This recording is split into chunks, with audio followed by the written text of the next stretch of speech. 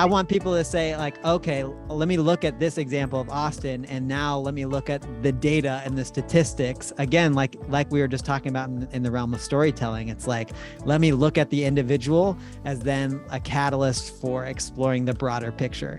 And I know when they look at the broader picture, whether it comes to health, animal rights, environmental change, like they're going to be compelled to move in the direction that us on this podcast and those listening want people to move in. Our guest today, Austin Meyer, is a documentarian, journalist, and podcaster, giving a voice to those whose stories might not otherwise be heard. He's worked for HBO, the New York Times, and National Geographic, just to name a few outlets, and his filmmaking has taken him to faraway places like Zambia, Nepal, and India. Austin is an animal rights activist whom I hope will be changing hearts and minds with how we treat animals through his knack for storytelling, and I'll ask him some questions about that. But we're also going to focus on a storyline that begins in 2016 when Austin entered his first endurance race. It was a 50-mile ultra marathon that would leave him pummeled, exhilarated, but obsessed. And 7 years later, with his persistently positive mindset, thousands of miles of training, and a plant-based diet, Austin ran the Zion 100K trail race. It took him 10 hours and 7 minutes, and he finished in first place. So this episode is for anyone trying to achieve the improbable and for any naysayer saying it can't be done on a plant-based diet. Welcome, Austin, to the Switch for Good podcast. Thank you. So excited for our conversation today.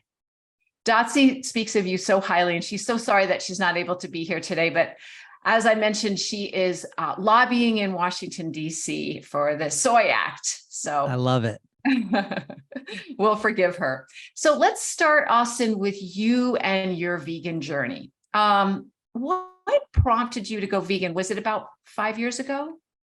Yeah, it was about 5.5 years ago. And I was on the precipice of a huge life change, or rather in the midst of it. I had just moved to Lusaka, Zambia for a documentary film project that I was going to be working on for National Geographic. And this moment in my life, which was back in the beginning of 2018, represented this huge change in my life where I was moving out of my home state, California, for the first time. I had had a 2-year relationship come to an end. I was really, with this documentary project, which was on maternal health care in sub-Saharan Africa, really diving into the deep end when it came to trying to make a career as a freelance documentary filmmaker. And so there was all this change in my life. And at that moment, when I arrived in Zambia, I had a few weeks where I was working through permissions with the Zambian government to be able to film.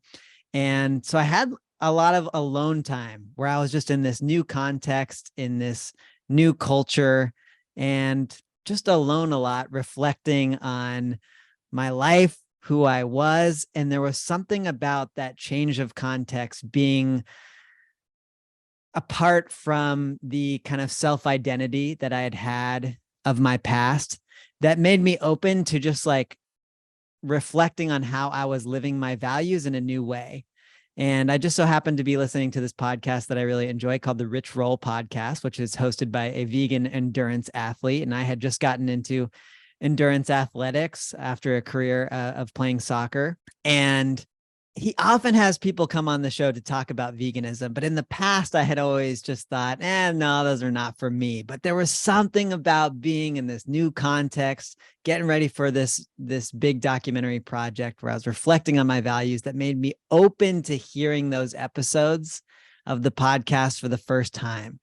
So I just started going back into the archives and looking up all these episodes where he was having amazing guests talk about veganism and all the benefits of it from an animal rights perspective, from a health perspective, from an environmental perspective. And I quickly became convinced once I just opened my mind and heart to these messages. And after that, I pretty much was vegan overnight. So that was back in 2018, and I haven't looked back since.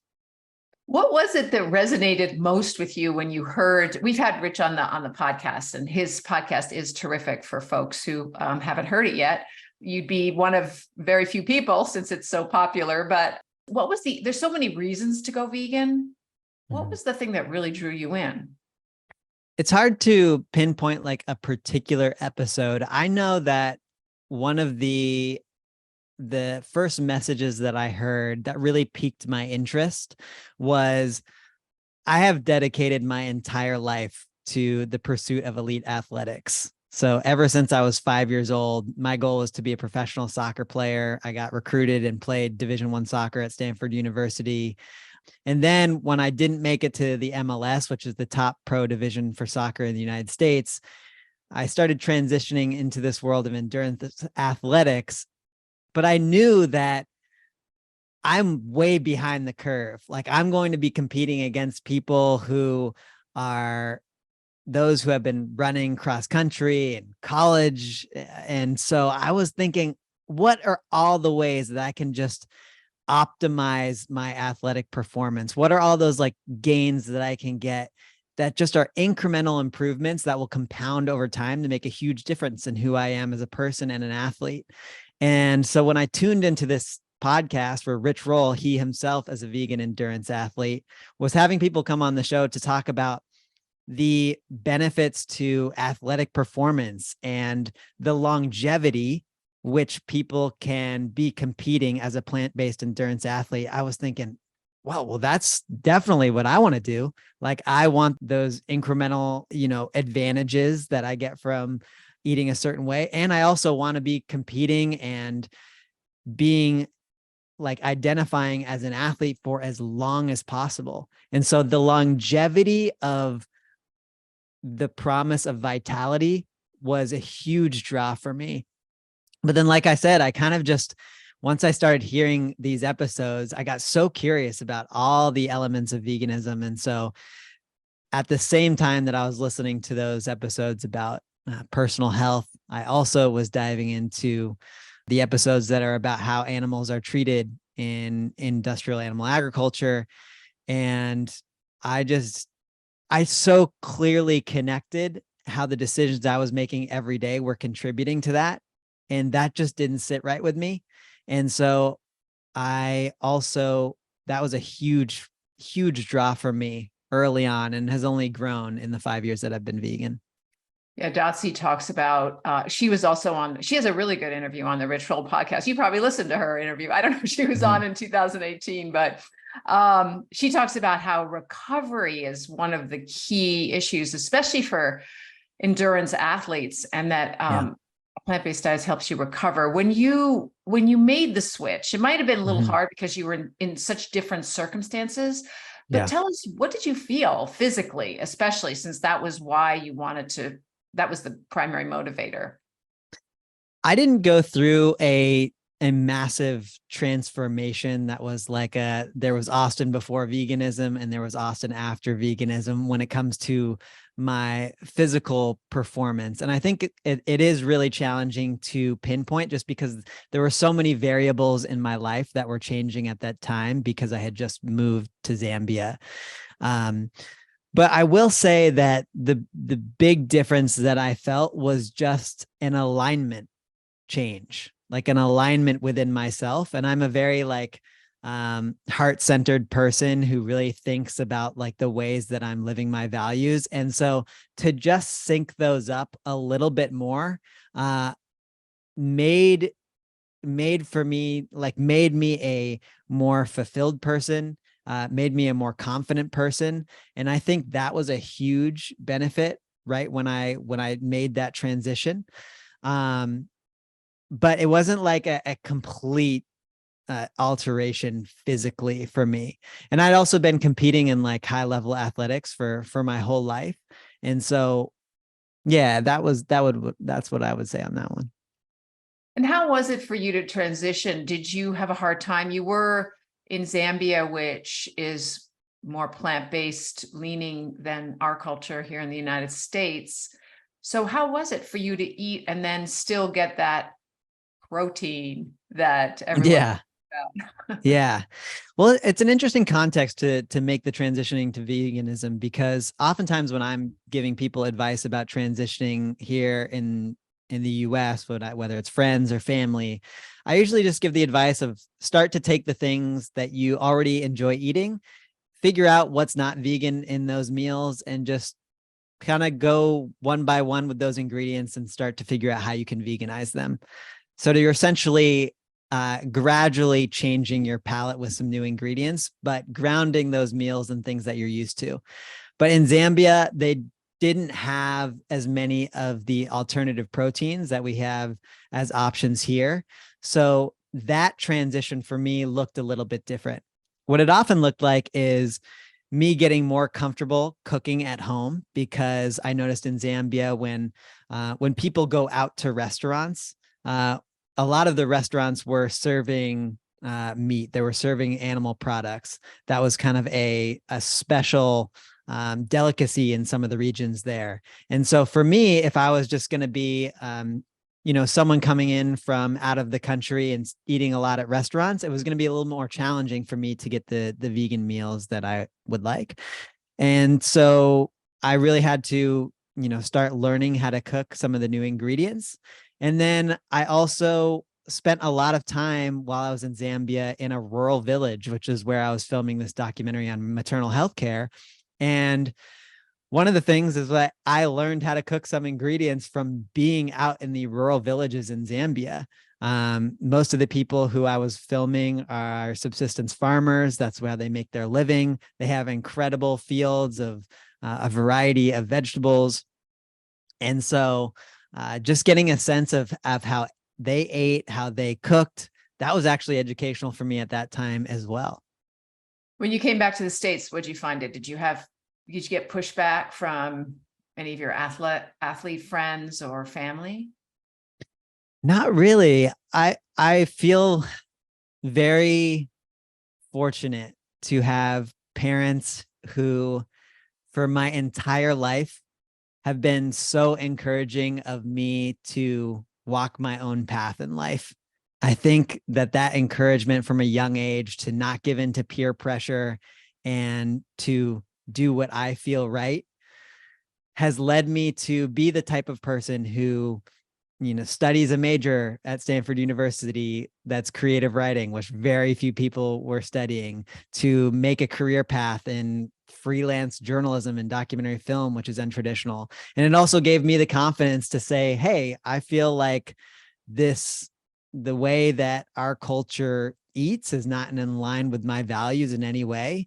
So even though my parents raised me in that kind of traditional American diet, when I made that change to go towards what I felt was right, my parents were so encouraging of that and have ever since, tried to meet me where I am in terms of my vegan diet. And I think that's like, I'm just like so grateful for them, because I think for a lot of parents, I can imagine it being so challenging, because essentially your child is saying, the way you raised me, I feel that is wrong. I feel that is unethical. I feel that is not healthy. And so I can imagine there being a lot of tension between parent and child relationships where this change is made, but it's just a huge testament to them that, just like they did ever since I was a kid, they've encouraged me to walk my own path and trust my own intuition. Sounds like they raised you well, a kind, ethical, creative person. Yeah. So you mentioned the soccer career and Mhm. how you had dreamed of becoming a professional soccer player, and that dream evaporated when you didn't Mhm. make a professional team. I read that you really were incredibly devastated, and because it was very much mixed up with your identity, and that one of your early jobs you had to cover Mm. MLS soccer in LA. Can you talk a little bit about how you dealt with it, badly or well, and also how did you get a new identity? How did you start on the path of that? Because so many of us, we see it in athletes. We know that at the early young ages often can't be the athlete that they've been for decades because they've aged Mm. out or for whatever reason. But it happens to everybody when they Yeah. retire, just in different stages of life. We're no longer a young mother, we're now Yeah. an empty nester. Or so can you just, I think a lot of our audience would relate and learn Mm. from maybe your struggle there. Mm. Yeah. So I played for 5 years on the varsity soccer team at Stanford. And in my last year, I did what every college senior who has aspirations of being a professional would try to do, which is give it all in my last season and try to make the best case to the scouts who were at games. And then also went on trial with teams like the Colorado Rapids and San Jose Earthquakes, getting into those training environments, trying to showcase what I had. And even in those original showcases where I was going and training with the MLS teams, I did have a sense of reality of like, I'm close, but there does seem to be a gap between where I'm at as a soccer player and where I'd need to be to really make a living in being a professional soccer player. And so when I didn't get drafted into the MLS and had this decision of, okay, do I pursue second division soccer in the US or try to go abroad somewhere? Or do I follow these passions and excitement that I have when it comes to documentary filmmaking and journalism? I thought to myself, I think this is where the story of Austin as a soccer player comes to an end. And I'm very grateful that I had something else that was exciting, which was calling to me, which was this journalism and documentary thing. So I started to pour myself into that craft. And that was great for a time while I was coming down from like the high of being a Stanford soccer player. But then I would reflect back and think like, man, when I got knocked out of the NCAA tournament in my senior year and I was done playing soccer, I was devastated. I was sobbing. I remember calling my brother saying, just, this can't be it. Like, this can't be the end of the road for me as an athlete. And I realized that like, as much as I want to pour myself into the documentary filmmaking and journalism career path, like, and being an athlete is so core to my identity, I'd still need that in some capacity. I just had to find what was the most natural outlet for that. So the next step is for me, and maybe this would help people who are thinking about how to transition their identity from, as you said, like all these different types of examples, not just sport, is what is the core of the identity for me? For me, I was coming from a background of soccer. So the first thing that I thought was, okay, I just need to be playing soccer in any capacity. So let me go sign up for like the Sunday league team in my local area. Let me try to like get friends together after work to go just kick the ball around. And I tried that. I tried testing that hypothesis, the hypothesis that my identity and what gives me the most joy is playing soccer at any cost. But when I got out to those fields and we're playing, I realized that wasn't satisfying me. And so then I had to go back to that drawing board and think, okay, well then what's not clicking here? I'm playing soccer, but it doesn't feel the same. And that's when I started to realize that, oh, okay, maybe it's actually that I am obsessed with the process of setting big goals and systematically trying to accomplish those goals. Maybe I am just fulfilled by that process of pushing my limits, both physically and mentally. Okay, I did that in soccer. Now let's see where else I could do that. I ended up reading a book called Born to Run, which is this book about ultra endurance running, about us as human beings, how we are physiologically designed to be long distance runners. And I read about this sport of trail and ultra running for the first time. And I was in this moment of trying to figure out, okay, well, it's not soccer at any cost. Where else could I put my energy to really test my limits? So when I read about trail running and these crazy long distance races, I thought, man, I wonder if I could do that. I wonder if I could run something like a 50-mile race. And that's why, never having run even a 5K race in my life, after finishing the book, I signed up for a 50-mile race because I genuinely thought, I don't know if I can do this. And that was intriguing to me. That was exciting to me. And that mimicked the excitement of like stepping on the soccer field for a game with Stanford. I don't know what's going to happen. I don't know how I'm going to perform. And so that was like a very exciting seed. And that led me to that first race.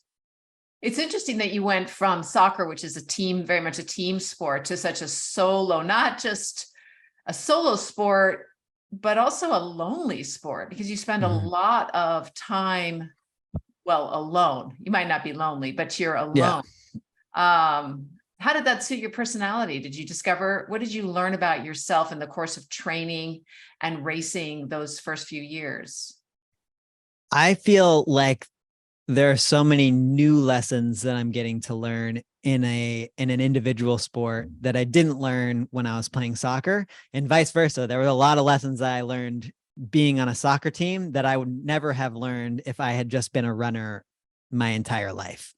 And so some of the lessons that I'm learning right now are really about what it means to be successful as an individual.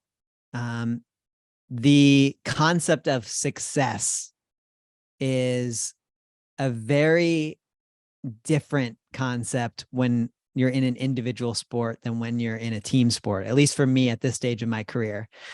For example, when I was playing at Stanford, we'd come out in the field and the definition of success was very simple. Do we score more goals than that other team? All we have in front of us is this one other team. You have 11 of you versus 11 of them, and who's going to score more goals? And you might play better or worse, but as long as we were coming out with the victory, like that was clearly the most important thing. And how when you'd go to bed later that night, you'd be thinking, okay, we got the W, or no, we got the loss, and it's going to be a tough day at training tomorrow. Nowadays, when I show up at the starting line in some races, I'm standing next to someone who I'm going to be 4 hours faster than. And I've been in races where I'm standing next to someone who is 3 hours faster than me. And you never know who's going to show up on that starting line. So it's very challenging to judge success solely based on, did I win or did I lose? It now becomes a lot more about how I, as an individual, performed up to my potential. And that's what I've started to learn a lot more about, is just kind of getting more focused on what is my potential, what am I capable of, and just judging success as a metric on that scale, rather than in relation to how I'm doing against an opponent. That's one of the big lessons that I've learned in the individual aspect of this sport. You miss the team sport aspect? Oh, yeah. Found other ways to find your tribe? I do miss it a lot, and I have not found a way to really replicate the feeling of just being on a team, in a team sport, just the locker room vibe of like day to day moving through life together with your teammates. Ultra running does have some unique team elements. For example, in the United States, when you have races that are pretty much 100 kilometers and up, which the most common distances would be 100 kilometers and 100 miles.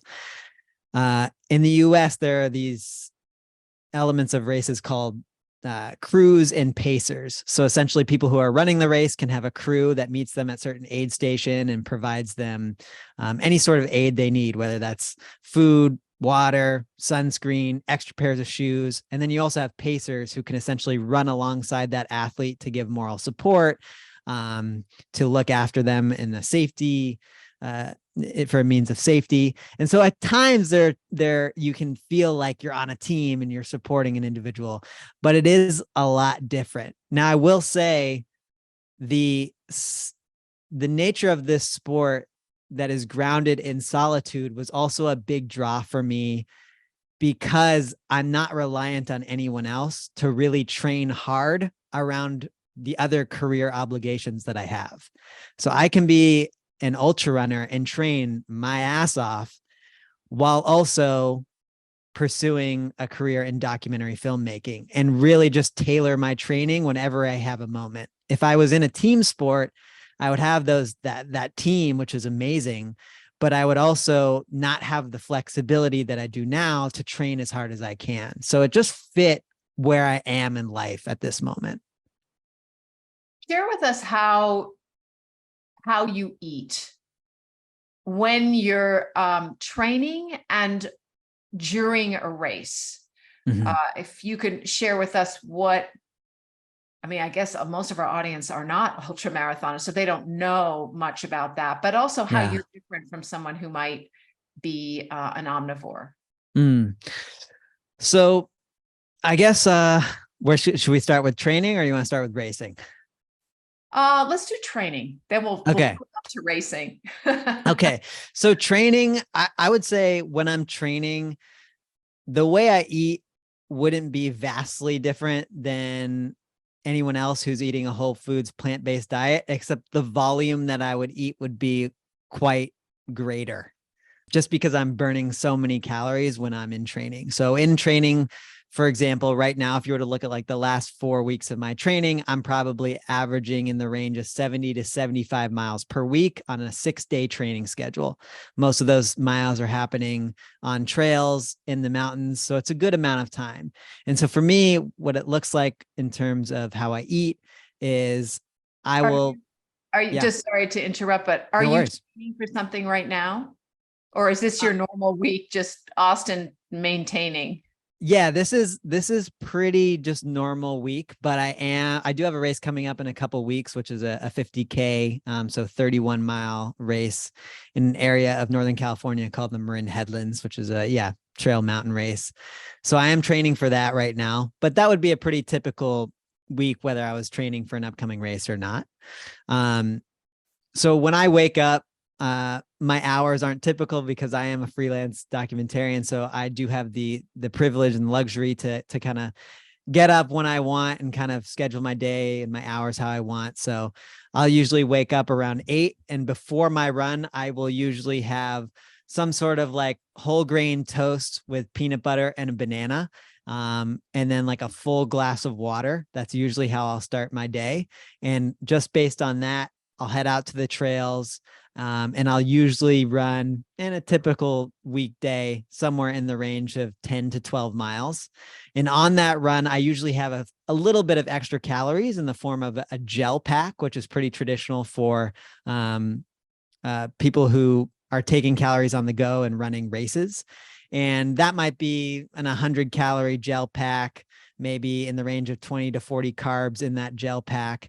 And occasionally I'll take that if I'm feeling like I'm low on calories, or sometimes I won't. And then when I get back from my run, that's usually the biggest meal that I have of my day.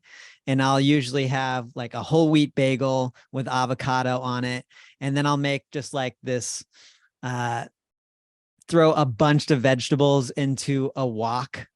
Usually I follow the advice of Dr. Michael Greger and his Daily Dozen, which if you don't know what that is, he has a Daily Dozen app, which are essentially what he recommends for optimal health. And there's covers everything from the amount of leafy greens to cruciferous vegetables to beans to water to flax seeds, all those kind of things. And so I'll try to hit as many of those as I can in that post training run meal. And a lot of that will be kind of in that vegetable medley that I throw into a wok, sometimes held together by a little Just Egg product.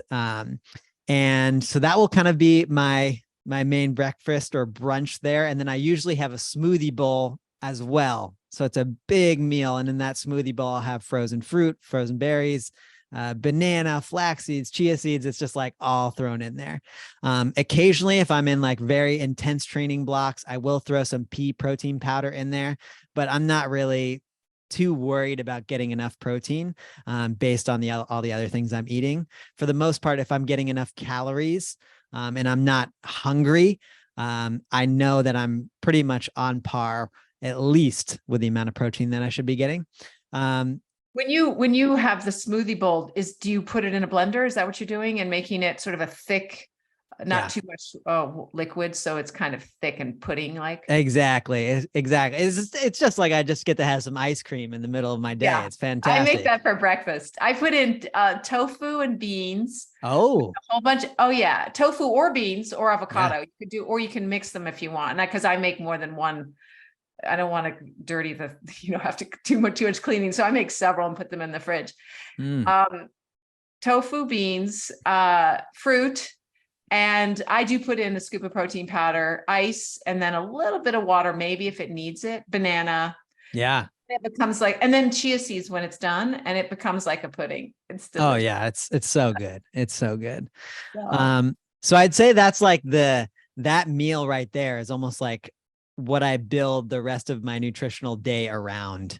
And I would say that usually dinner is like a little bit lighter for me just because I have such a massive midday meal. So that's the way it is right now when I'm in training. And then when I'm in racing, so the way that these ultra marathons work, if we're going to look at the one that we might get to that you mentioned in your intro around Zion. So that was a 100-kilometer race in the desert. So that's 62 miles. And I would say every 7 or so miles, there is an aid station. So when you come to an aid station, these aid stations have a bunch of tables, and on those tables, they have different types of food that you can grab and go with, or you can stand there and eat as long as you want. But if you're trying to run the race as fast as possible, you spend as little time as possible in those aid stations. So at those aid stations, they have everything from plant-based items to sometimes they have non-plant-based items as well. I usually, if possible, will try to not rely on those aid stations because I never know exactly what are going to be at those aid stations. And when I'm trying to optimize my performance, I want to control every variable going into race day. So I want to have the nutrition available to me that I've trained with. And so oftentimes what that means is I will use some of those gels. There's one in particular that I like, which is called Spring Energy, which is a gel that just kind of works with my stomach and goes down easy. But I'm not too picky when it comes to those gels. And then throughout the race, when I get to different aid stations, I will try to eat some solid food. And that usually is in the form of bananas or oranges. The other thing that I will do when I'm running ultra marathons for nutrition is sometimes when I get to aid stations, I will have some potato chips. And based on how those potato chips taste in my mouth, whether they taste like normal potato chips or whether they taste like cardboard, that can kind of give me a sense of what my salt intake is. And if I need to be more proactive about taking more salt in than I am so far. And then lastly, what does the cardboard mean? That would mean that I would need more salt. The last thing I think about when it comes to nutrition on race day, in terms of getting calories in and getting electrolytes in, is what I'm drinking. And so sometimes late in these races, late in these ultra marathons, your digestion system is working so hard for so many hours to digest the food that you're eating while you're running, while you're pushing your body. So sometimes late in those races, it gets very hard to even eat gels. And so that's when a lot of people in ultra marathons will turn to liquid calories. So putting some sort of drink mix into your water that allows you to get some calories as you run. That is the most easy way to sometimes go down. So that's sometimes what a race will look like in terms of nutrition. Hey, friends and listeners of the Switch for Good podcast. Yep, that's you. I have some really exciting news. Dotsie and I have started a Switch for Good podcast Facebook group.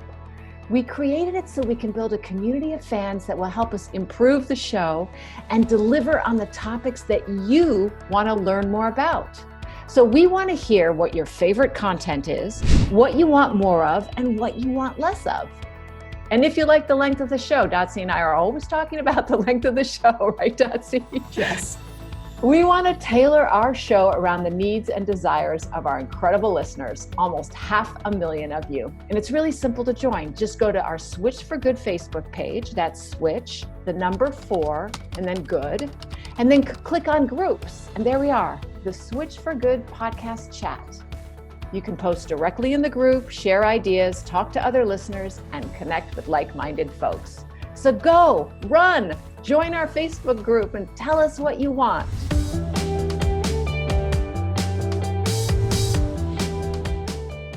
Do you see a difference in how you digest things?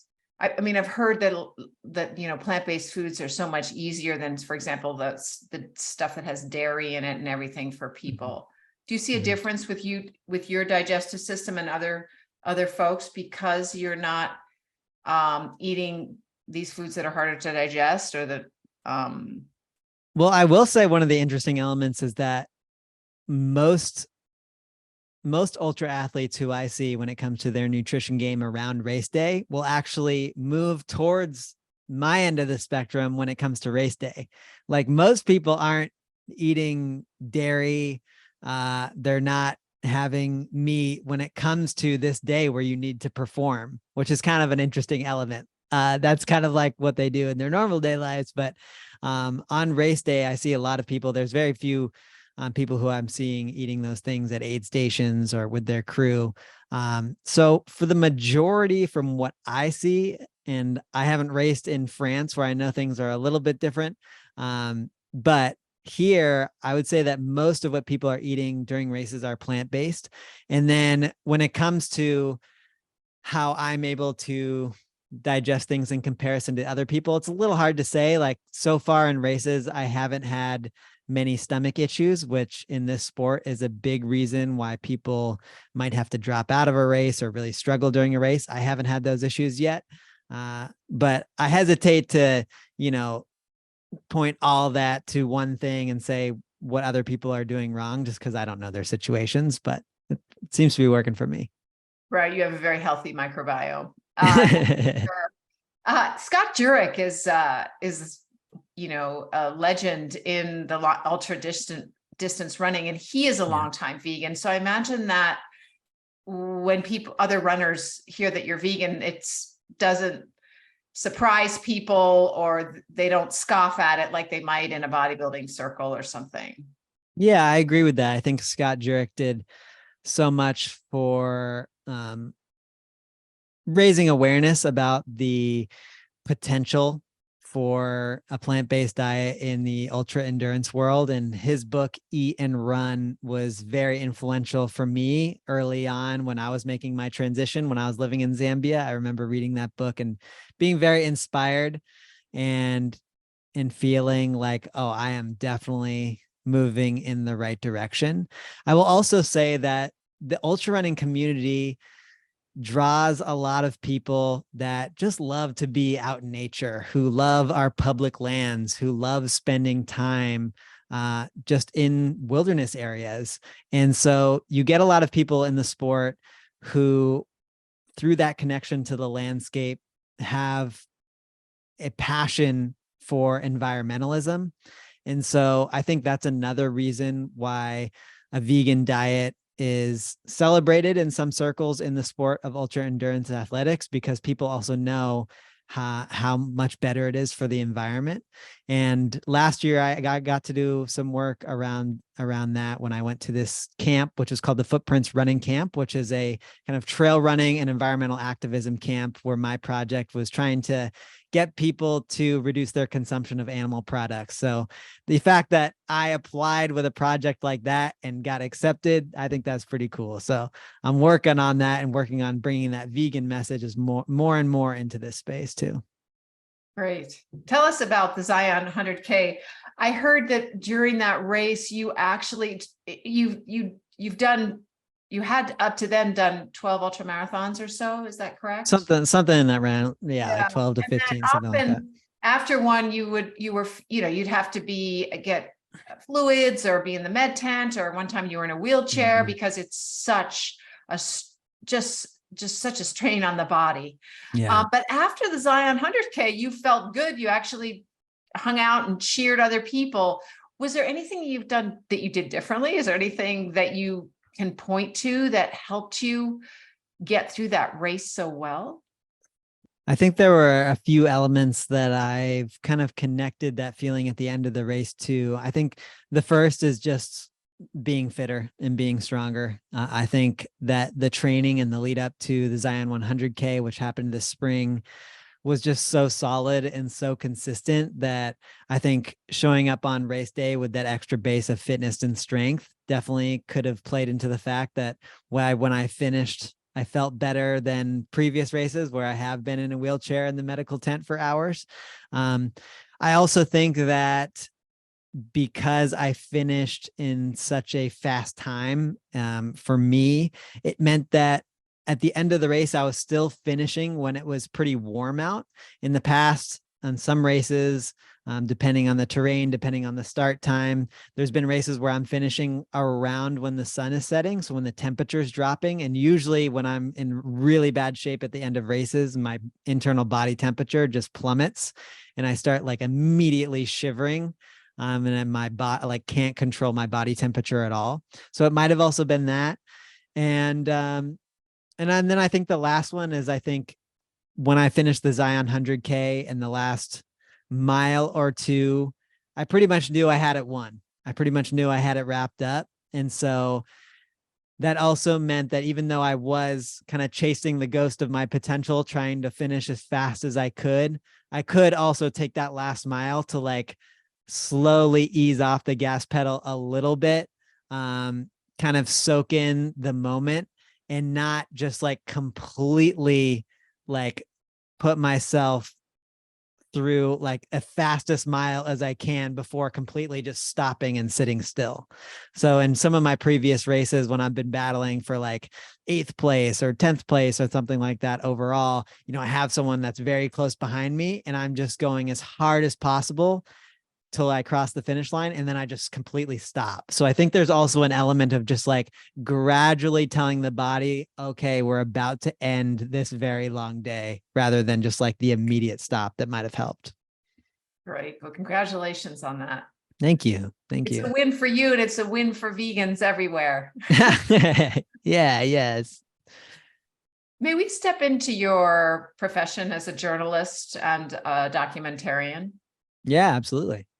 I watched several of your short documentaries that happen to be on your website, and they are beautiful, and all of them made me choke up and tear up because of their humanity, even though the stories were not necessarily, they were uplifting, but some of them were also sad, but they touched me. So you have a real knack for getting at the humanity of people, which I think touches us. Thank you. As an animal rights activist, tell me about your work there and how you can meld your passion for animal rights with documentary filmmaking or your writing.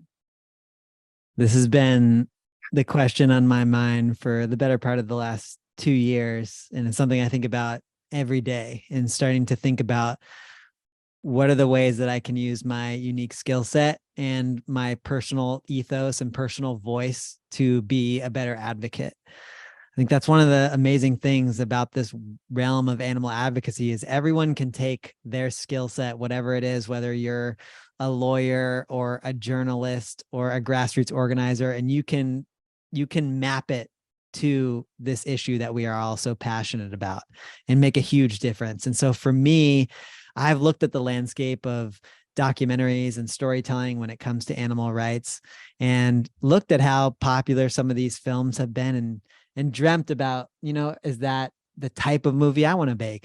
Are those the types of stories that I want to make? And what I've really come to understand about myself over the last couple of years, and how I think this can apply to storytelling in the animal rights space, is I'm a really positive, loving person.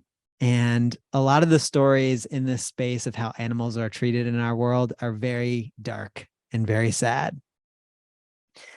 And there is absolutely a need and a place for telling those dark stories, telling the reality of how animals are treated, and not kind of just pushing that under the rug, of getting cameras in factory farms and telling stories with whistleblowers.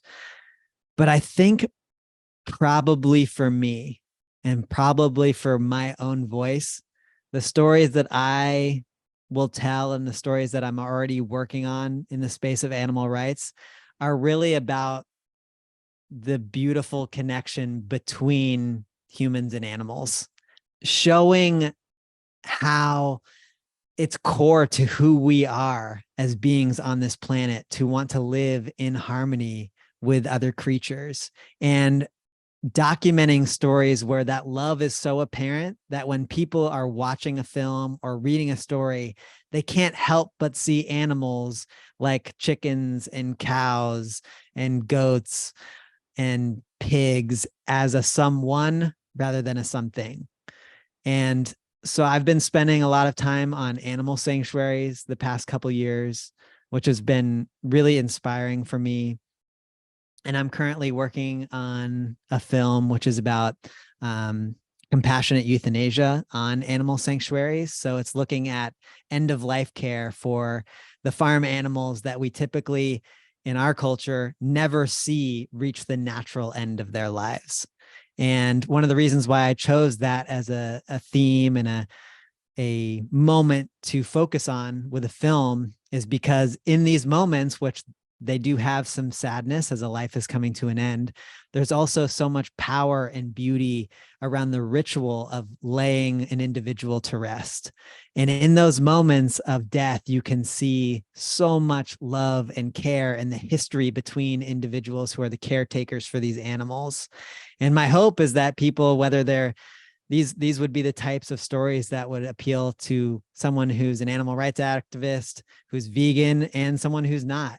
But no matter who you are coming to those films and those stories, you will see that connection that's undeniable. So many of us humans have animals whom we've had to euthanize. So we can relate to other animals. Well, we will be able to relate when we see your film. We might not think that we can relate to a pig being euthanized, but when we see your film, we hopefully will be able to, because those stories are so important. Yeah. You worked with the New York Times journalist Nicholas Kristof. You won an award to be able to go shadow him, or I'm not exactly sure, but I know you spent time with him while he was traveling around the world. And so I'd like you to share with us how that came to be. But also he taught you about the psychology of empathy. Can you tell us what that means and how that has affected your storytelling, especially when it comes to animal rights? Yeah. So Nicholas Kristof is a columnist for the New York Times who covers all sorts of topics from domestic politics here in the US to stories about global health. And he's really been influential when he's told stories about women's rights all around the world. He's a multiple-time Pulitzer Prize winner, and he does this really cool competition where he chooses one university student in the country to travel and report with him for the New York Times. And back in 2015, when my soccer career was coming to an end, I finally had a summer where I knew I wasn't going to be playing soccer. So I thought, hey, let's take a shot. Let's apply to this opportunity with one of the journalists I look up to the most. And I was fortunate enough to be selected as the winner of that. And so he and I traveled to Baltimore, where we did a few days of reporting with the public health department in Baltimore, where we were looking at opioid addiction as an issue, and we were spending time in treatment clinics. We were also looking at lead abatement programs for communities where there were lead paint in their apartments. And then we traveled to India and Nepal for a couple of weeks, where most of those stories were reporting on very challenging topics. They were human rights issues, and issues related to maternal health care, human sex trafficking in Nepal. So all of these stories that we were doing, I was there in the capacity of really learning from Nick, but also he was empowering me to tell my own stories while we were out there. So I was kind of getting reps as a young journalist, telling stories about very complicated topics. And when it comes to the psychology of empathy, one of the things that he taught me and that we talked a lot about while we were, on long car rides out in India and Nepal, was just the power of the individual story and how we as humans are programmed to bring our most empathic capacity to stories of individuals rather than stories of massive groups. And Nicholas Kristof has talked about this and talked about his own learning when he reported, when he was reporting about a genocide in Darfur and trying to raise awareness and raise funding from New York Times readers. And he was just struggling so much to get people here to care about that issue. And then at the same time that he was doing that reporting, there was the story of, I believe it was some sort of bird, whether it was a hawk or some sort of bird that was like nested in some building in New York. And the building was trying to move this bird out of the rafters of this one building. And all of New York was up in arms about this one bird. And that kind of led him towards doing research about like, yeah, where does empathy come from? How can I get people to really grapple with the hard topics of war, of famine, when they implicate hundreds of thousands, if not millions of people? And so that led him to the research of some psychologists and led him to start reporting much more on the individual stories as an example and as a case study to then talk about broad trends. And so that has been really helpful for me in terms of the reporting that I've done since that trip in 2015. And I also think that as I tell more and more stories about animal rights, it's going to be the same. It's going to be looking for individuals who can be really compelling characters or participants in films or stories, but one who are indicative or shed light on a much broader issue that we can talk about. And so that has really informed the way that I go about my storytelling. I think that's really true. I read a book called Every 12 Seconds, where an undercover reporter went into a slaughterhouse. And I know it. Yeah. I know it. Do you remember in the very beginning, he told this story of how I think it was a cow had escaped from a truck and was running around the streets of this city, and the police killed the cow. And when he was at the slaughterhouse workers were incensed that the police had killed this cow, even though on a daily basis they killed, I think it was 800 cows, thousands of cows every day as a group. And they were,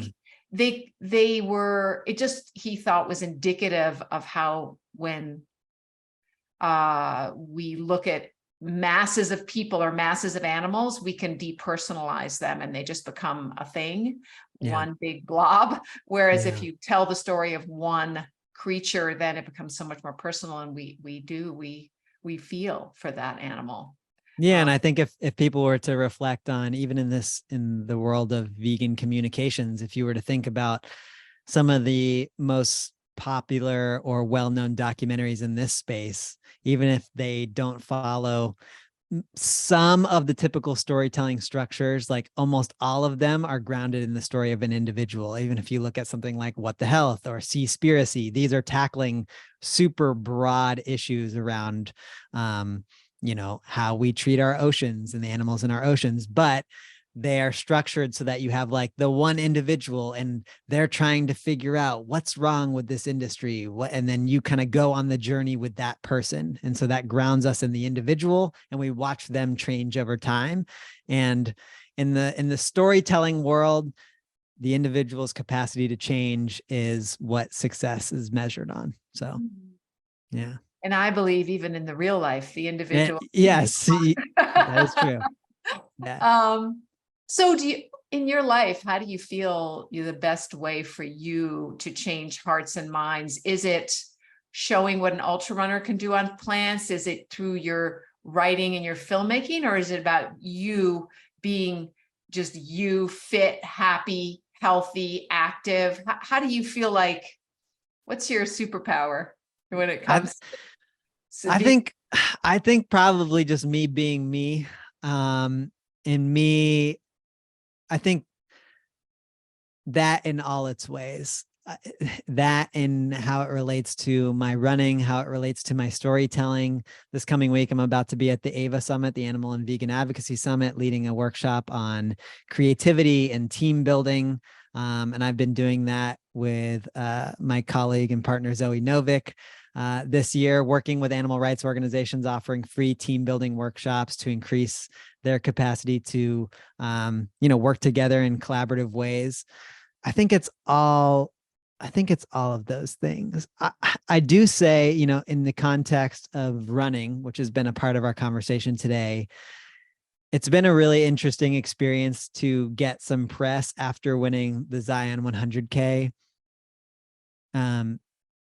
Because I know for me, like, I can't get too addicted to that, to the success of like winning and getting attention for veganism on winning. I am driven by the process of incrementally getting better over time and just like trying to be better than I was yesterday. And so what that means for me is that I'm going to need to be signing up for races where I'm competing against people who are better than me.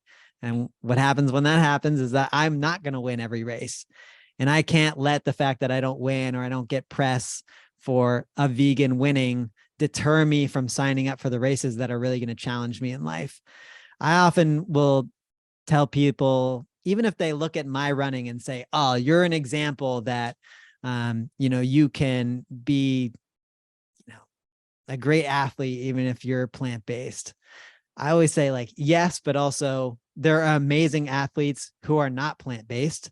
So we can't just look at one individual and say, like, I'm going to just take that person as the example and change my life based on that. Like, I don't want people to look at me like that.